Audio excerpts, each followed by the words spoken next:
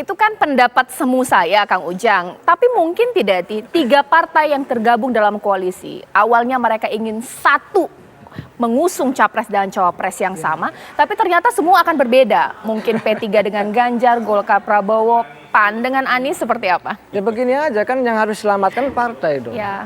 Buat apa berkoalisi kalau mohon maaf ke parlemennya nggak lolos, kan repot. Ya. Oleh karena itu ya apapun koalisi itu dibangun konstruksinya untuk menyelamatkan partai politik.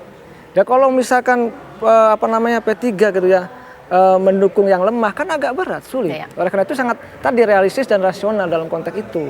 Jadi saya melihat ya dalam konteks pertarungan yang serentak itu 14 Februari ya pencoblosannya itu ya. Begitu nanti misalkan tadi Partai KIB dibilang ya kompak tidak kompak, saya mengatakannya bagaimana dikatakan kompak ya, ini kritik saya.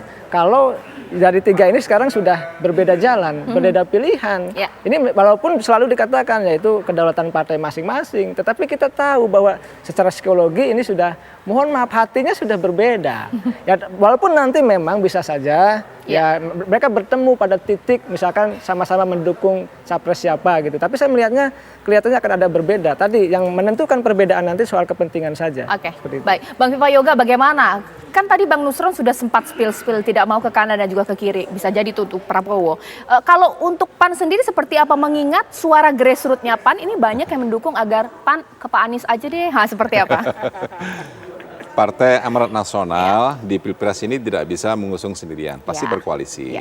Nah, Partai Amanat Nasional akan berkoalisi dengan sesama partai koalisi pemerintah. Nah, itu sudah menjadi keputusan dari Partai Amanat Nasional. Nah, yang kedua, kalau dari sisi persyaratan Mbak Caca, dengan Golkar itu bisa memenuhi lebih dari 20% presidensial threshold. Apalagi kemarin, beberapa hari yang lalu di rapat harian DPP PAN, ada usulan dari beberapa pengurus harian DPP, udahlah kita usung sendiri saja, berkoalisi dengan Golkar, Erlangga Hartarto, wakilnya Zulkifli Hasan, gitu. Nah itu persyaratan. Tapi PAN juga berpikir setiap pilpres ingin menang. Karena 2 kali kalah terus nih PAN ini. Gitu. Kita jangan jadi hat-trick ya untuk yang ketiga kalinya kita kalah. Makanya PAN santai saja karena masih bulan Oktober. Kita menginginkan agar proses pilpres ini memiliki dampak signifikan terhadap penambahan kursi DPR RI sampai kabupaten kota. Dan yang kedua, pasangan yang kita usung itu dapat memenangi pilpres. Kuncinya bahwa kalau ada koalisi besar misalnya, KKIR plus KIB minus P3 misalnya, itu akan menambah basis konstituen masing-masing partai. Yang kedua, yang diusung adalah figur yang memiliki nilai elektabilitas yang relatif tinggi. Jadi kalau koalisi partai, basis sosial digabung jadi satu, kemudian yang kedua, ditambah dengan nilai elektabilitas dari pasangan calon, itu insya Allah potensi menang itu akan menjadi besar. Mas Owi, nah bagaimana sudah di warning oleh Bang Viva Yoga, kalau KIB dengan suara yang besar digabungkan dengan KIR bisa jadi punya kans untuk menang. Salah kalkulasi jangan-jangan P3 keluar dari KIB, Mas Owi? Ya koalisi besar kan belum tentu menang gitu. Karena kan sekali lagi kalau soal pilpres itu soal figur gitu.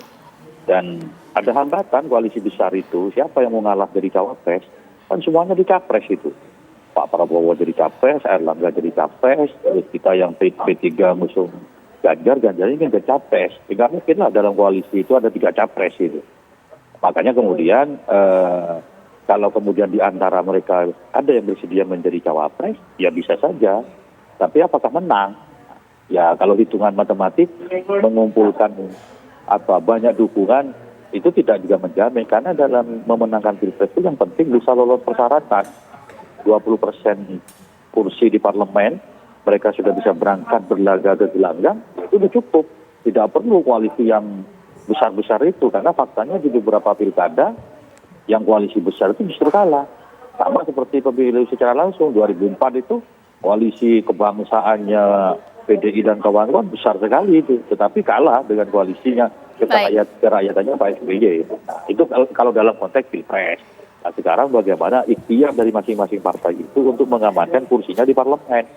Dan P3 dengan cara itu meyakini bahwa itulah salah satu cara untuk mendongkrak popularitas supaya bisa menopang suara maksimal di parlemen. Baik, terima kasih Mas Owi. Bagaimanapun juga ini kita masih punya banyak waktu ya untuk melihat ini. Semua bisa berubah, bisa juga kemudian P3 kembali lagi ke dalam KIB mengusung capres yang lain. Kita kan nggak tahu ya.